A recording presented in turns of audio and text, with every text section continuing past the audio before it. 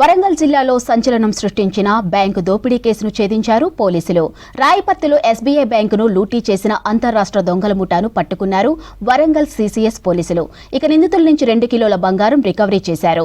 ముగ్గురిని అరెస్ట్ చేశారు. మరో 5 కోసం గాలిస్తున్నారు. ఇటీవల ఎస్బీఐ బ్యాంకులో 15 కోట్ల విలువైన 19 కిలోల బంగారం ఎత్తుకెళ్లారు దుండగులు. 18th, 19th నైట్ మధ్యలో రాయపర్తి పోలీస్ స్టేషన్ పరిధిలో ఉన్న ఎస్బీఐ బ్యాంకులో దొంగతనం జరిగింది. ఈ దొంగతనంలో 19 kg గోల్డ్ ఆర్నమెంట్స్ దొంగతనం చేసి ఒక టీం తీసుకువెళ్ళారు.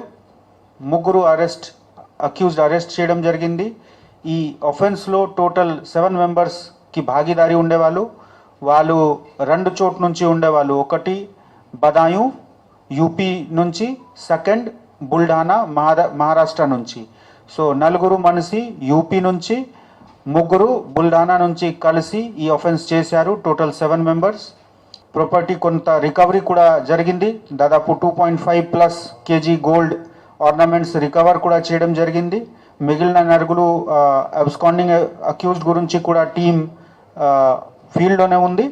బ్యాంక్స్లో ప్రైవేట్ సెక్యూరిటీ గార్డ్ లేకుండా మెయిన్గా వాళ్ళతో ఇంటర్గేట్ చేసిన మనకు వచ్చిన ఇన్ఫర్మేషన్ వాళ్ళు కొంత రెకీ కూడా చేశారు. రెకీ చేసి వేరే ఎస్బీఐ బ్యాంక్ కూడా చూశారు.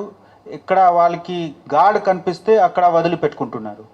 గార్డ్ లేకుండా దొరికిన బ్యాంక్కి వాళ్ళు టార్గెట్ చేశారు. సో అది కూడా మేము షేర్ చేశాము కన్సర్న్డ్ ఆఫీసర్స్తో. ఏ విధంగా భవిష్యత్తులో అట్లా లేకుండా మనము ఎన్ష్యూర్ చేయాలి.